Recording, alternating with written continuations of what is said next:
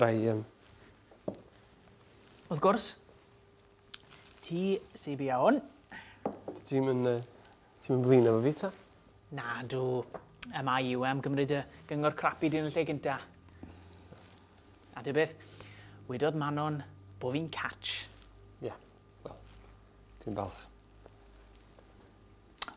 Ys ti rili cael dy wraig di i dy briodau di ar holl farddoniaeth a'r nonsens a gyd?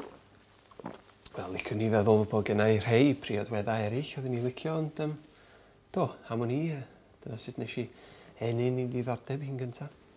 Twel, eni neu diddordeb, hwnna myna i dy broblem di. Yn problem i. Mae text ladu da yn un peth.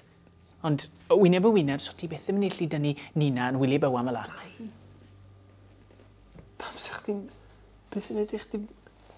Yn edrych... Nina? Doc. Sa'n dwp. Y peth yw, mae ti stop o wario dwli. Os ti'n licio ddi, gwer wrth i'n straight. Mae menwod wrth i boddau da onestrwydd. Ti'n sicr iawn o'na chdi dy hyn, sydyn? Wel, wy'n catch. A'r peth da Nina yw, mae'n licio straight. Ond di. Di?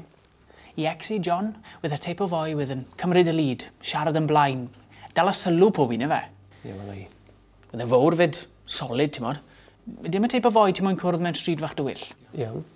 Peth wy'n tra gweud yw, bydd yn ti dinan. Sut mae'n... Dai, dwi yn...